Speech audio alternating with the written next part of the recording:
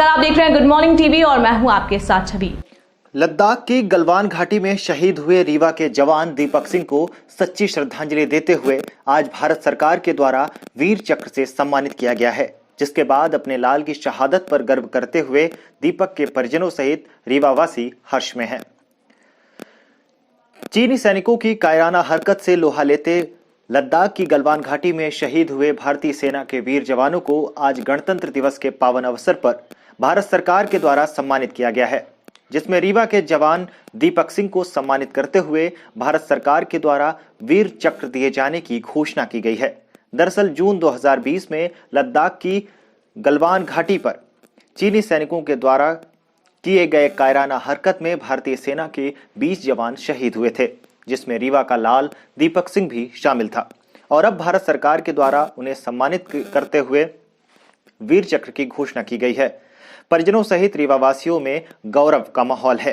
परिजनों ने लाल की शहादत को सलाम करते हुए गर्व का एहसास किया।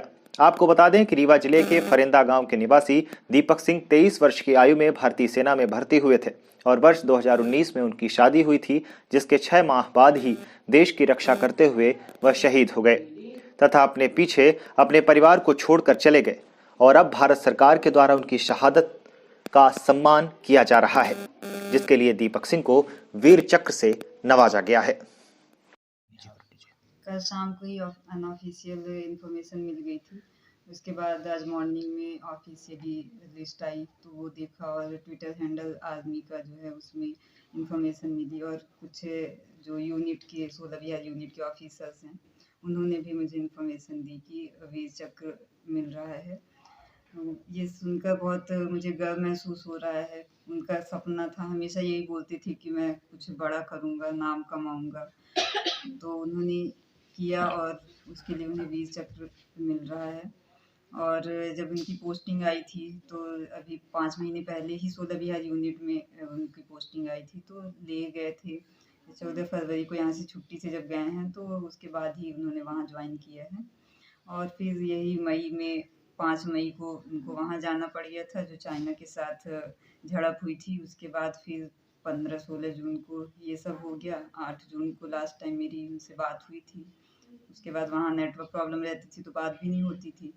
और फिर जब 15-16 तारीख को ये हुआ तो उनको वही नर्सिंग असिस्टेंट थे तो फर्स्ट एड का काम था उनका, तो वहाँ फ्रंट लाइन में जाकर उन्होंने जब पत्थरबाजी हुई तो उनको इंजरी ज़्यादा हो गई थी, बट अपने आप को उन्होंने देखा नहीं और फर्स्ट एड करते गए और 30 से ज़्यादा सैनिकों की जान उन्होंने बचाई और खुद शहीद हो गए।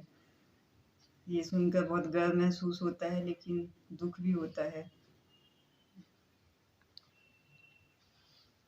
आज 26 जनवरी था तो इसी वजह से मेरे को लगा कि उनके कुछ सम्मान के लिए कई लोगों ने कार्यक्रम रखा था, उसकी वजह से मैं कल ही छुट्टी पे आया। तो मेरे को शाम को पता चला कि उनको वीर चक्र से सम्मानित किया जा रहा है, तो मेरा जो सीना था गर्व से चौड़ा हो गया, क्योंकि मैं एक सैनिक हूँ ही, उसके नाते मुझे बहुत अच्छा लगा, क्योंकि जो शहीद होती उसकी शहादत बड़े त्याग बलिदान के बाद उनको शहादत मिलती है। और जो वीर होता है कभी अपने कार्य को दिखाता नहीं, दिखावे में नहीं करता, उसका कार्य अपने आप ही इतिहास के पन्नों में स्वर्णिम लिख जाता है।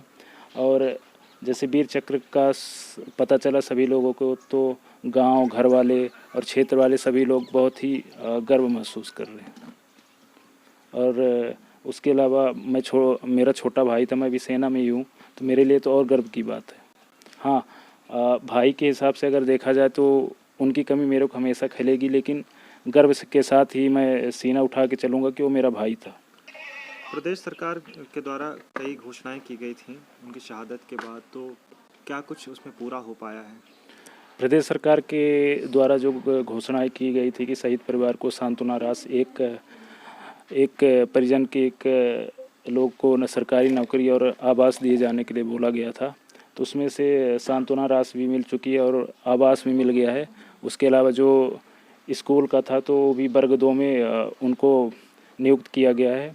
और जो जैसे स्कूल का नाम है और रोड का नाम था और अस्पताल का नाम के लिए बोला गया था, तो उसका भी काम चल रहा है, वो भी पूरा हो जाएगा। खबर में फिलहाल इतना ही। और भी खबरों के अपडेट्स के लिए आप बने रहिए गुड मॉर्निंग टीवी के साथ। नमस्कार।